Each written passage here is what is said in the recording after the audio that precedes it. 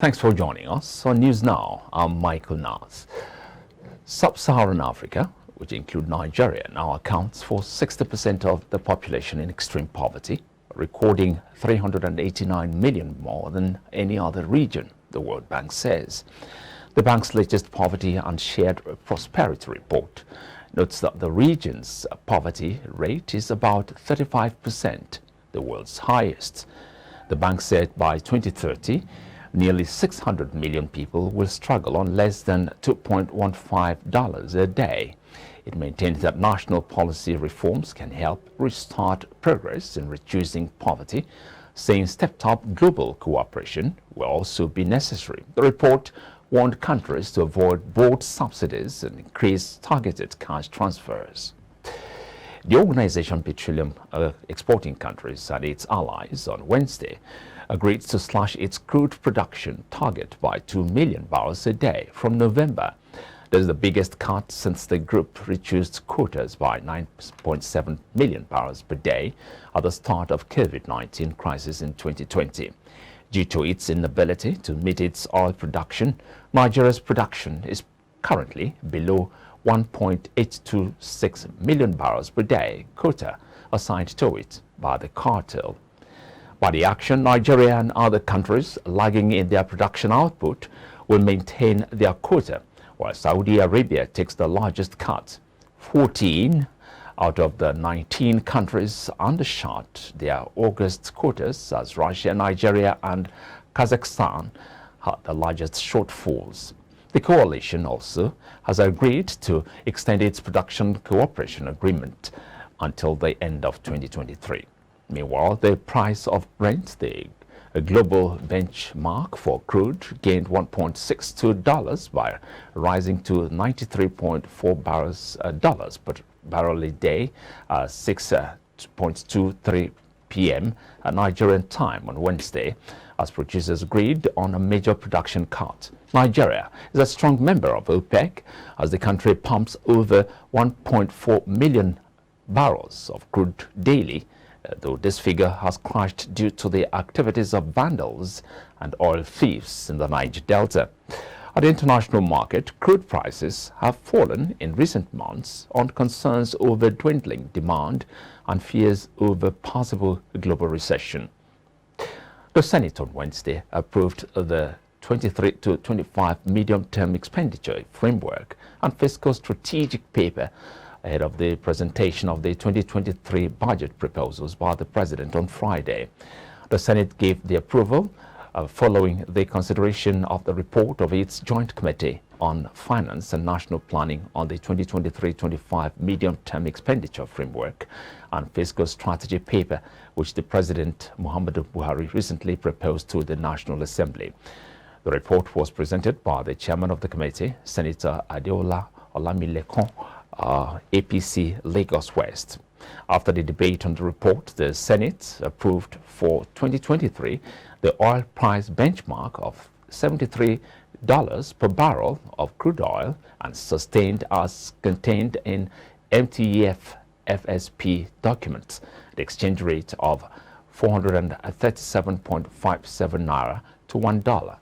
The Senate also approved 3.6 trillion as a subsidy on petroleum products for 2023. Lagos State Governor Babajide Sanwo-Olu has described the new development plan of the state as well thought out following the economic strategy. The governor, in a strict stakeholders meeting organized by Nigeria Employers Consultative Association, said the plan, which will run for the next 30 years, will further improve the economy of the state. iBrandTV senior reporter Iboje Ikoria has details of this report. Stakeholders at a public-private partnership pre-Egbeti stakeholders engagement meeting, Governor Babajide Sanwo-Olu said the Lagos State 30-year growth plan is to chart the path for sustainable socio-economic growth in the state. The governor said the plan is to set Lagos as one of the biggest economic hubs and cities of the world. A tiny little state in our country, our size is less than 0.4% of the total land mass of this country. Of that 0.4%, one third of it is water. Driving through the island, you can see water on left and right. it's something that we needed to be able to, put as part of our package in our development plan, right? And Lagos continue to remain home to all of your businesses largely, and it's the commercial economic nerve center. You know that Lagos is the melting point of our country. It's not just called Center of Excellence for free, it's also because it has provided a lot of opportunity for Nigerians, and foreigners alike. But also Lagos has its own challenges, a coastal state as well. So how do we present, a best in class with even some of these challenges that we see, as a state? And so that's why, we're having this very big, robust development plan, right? But also how do we get our citizens, our various stakeholders, to sit with us and to understand what our challenges are, what the problems are, and let us judge and to see how we can collectively, solve the problem so that we'll have what we call different people taking ownership of different things. While feeding questions from participants at the event, the State Commissioner of Economic Planning and Budget, Mr. Samuel Egube, said though it will cost much to implement the plan, the cost is not going to be on taxation but on investment. Our micro businesses probably constitutes nearly 80% of what we call micro, small and medium-term enterprises. And the idea around the plan is to migrate micro businesses to small businesses and small businesses to medium-sized businesses. The impact once you make a migration from micro to small is extremely significant. So you see in the development plan where we want to grow the contribution of our SMEs to about 10% of total enterprise contribution. Today is very far from that, and the aim is to position Lagos among emerging economies around the world, right? So that's exactly what we're doing. To do that, you need to support them with know-how, you need to support them with a lot of training, you need to provide advisory services around them, you need to allow them access single-digit low interest rate, and keep them in an environment that the riskiness of operating in that environment is generally low and getting better. On his part, President of the Nigerian Employers Consultative Association, Mr. Taiwo Adeniyi, called on the Lagos State Governor, Mr. Babajide Sanwo-Olu, to consciously implement economic policies that survive the private sector in the state. To be honest with you, it's excellent. It's excellent if you have, you see, the will to now follow it through is what is our challenge. And we are only hoping that governance will continue. If you dare have a change, then that's where you're going to have an issue. So if, for instance, we have it continue, then we're good to go. We are here, always ready to work with government, and we hope that they would see it that way and continue to work with us. Some participants at the event and the Director General, Nigerian Textile Manufacturers Association, Hama Kwajafa, also made their complaints known to the governor. Honestly, even if it's even difficult to source for your uniforms as a supply to us, because it's difficult now. Chinese are bringing substandard goods and they're selling cheaper, and they're outsmarting us.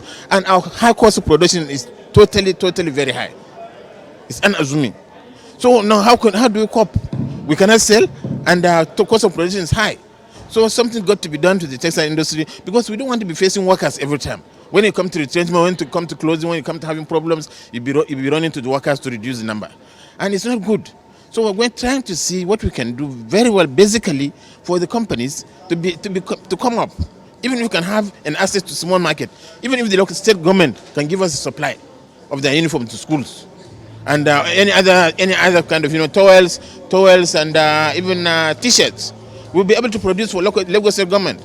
So if you have such a market like that, we'll be able to raise some revenue for manufacturing.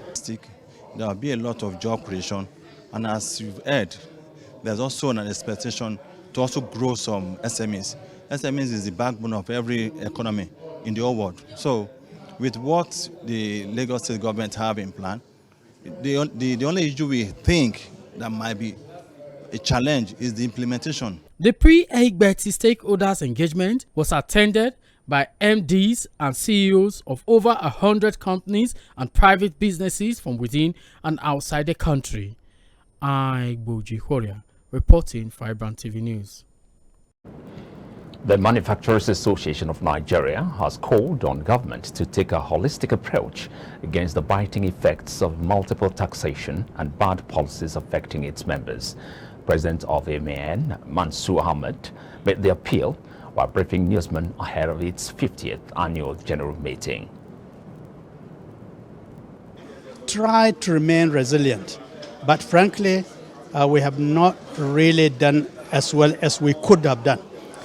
First of all, the issues we have raised today about government policies, especially with regards to taxation, in many respects have tended to undermine the effort. It's not just government at one level, at all levels. We have seen government at state levels introducing new taxes, asking, levying manufacturers for basic services that are not being produced, for water, for environmental issues.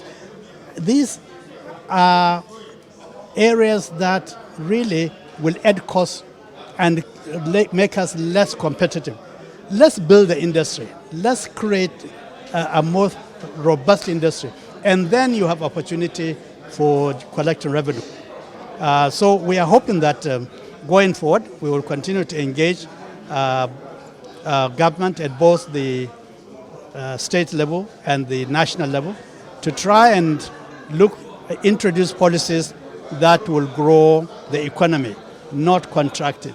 And I hope as the election campaigns now roll out, we will continue to listen to our prospective leaders and to engage them where possible, to draw their attention to the fact that growing the economy should be the number one goal.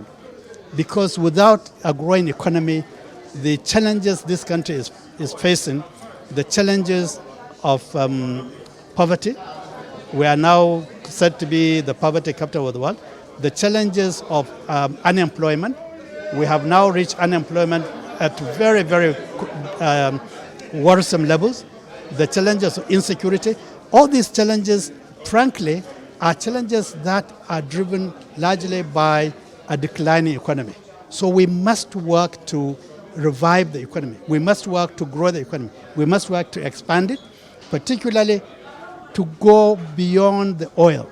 The non-oil sector is the sector to address, both the new sectors and the old sectors. We know, for instance, as at now, that the IT sector, the technology sector, which is the one that government has least impact on, is the one that is growing fastest. So why can't we learn to say,